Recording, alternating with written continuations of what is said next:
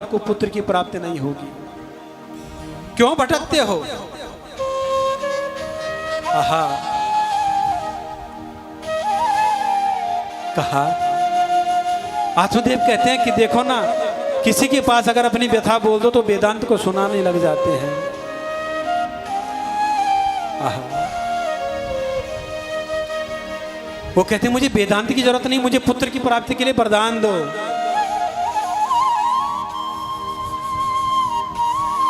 संत कहते हैं अनन्या ममता विष्णु ममता प्रेम संगता भावसा एव सांद्रात्मा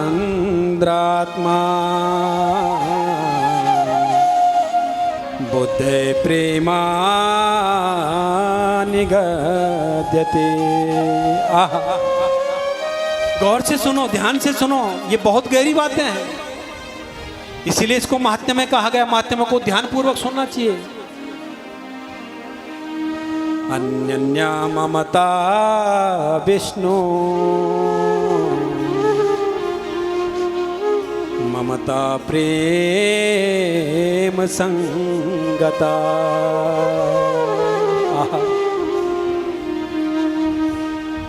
क्या इतनी ममता अगर तुम भगवान में लगाओगे ना तो तुम्हें ईश्वर की प्राप्ति हो जाए। क्यों, क्या रखा है बेटे में? आहा,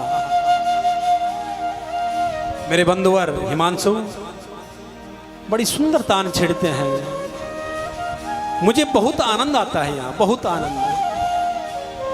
मेरे प्रिया बहुत ही सुंदर तान छेड़ के, और मैं खुद ब खुद वहां चला जाता हूं। मेरा मन उनसे जुड़ जाता है।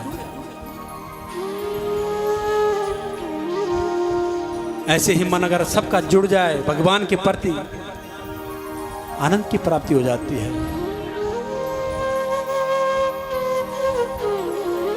व्यासपीठ से आशीर्वाद मेरे बंधुवर हिमांशु को। और महाराज जिस प्रकार से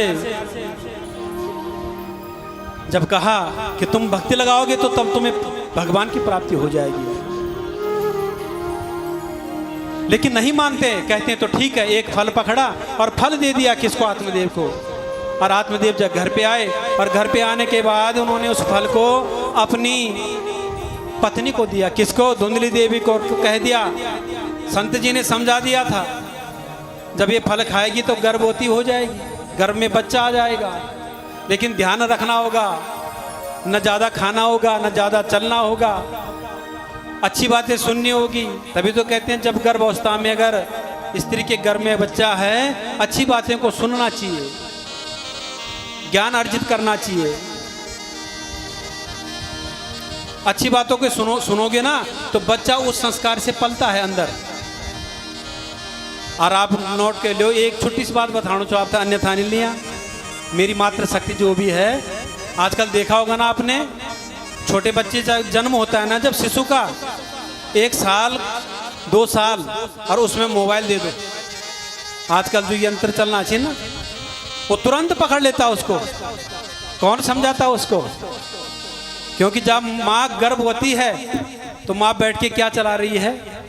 फोन चला रही है। ये हकीकत है, मैं गलत नहीं बोल रहा हूँ, हकीकत है। जो चीज आप जब स्त्री यानी कि मातृ शक्ति में, मातृ के गर्भ में जब बच्चे का गर्भाधान हो जाता है, जिस प्रकार से वो माँ उन 9 महीनों में चलेगी, उस प्रकार से वो बच्चा संस्कार लेता है। इसलिए मोबाइल जो है ना, ये हमें क्या है?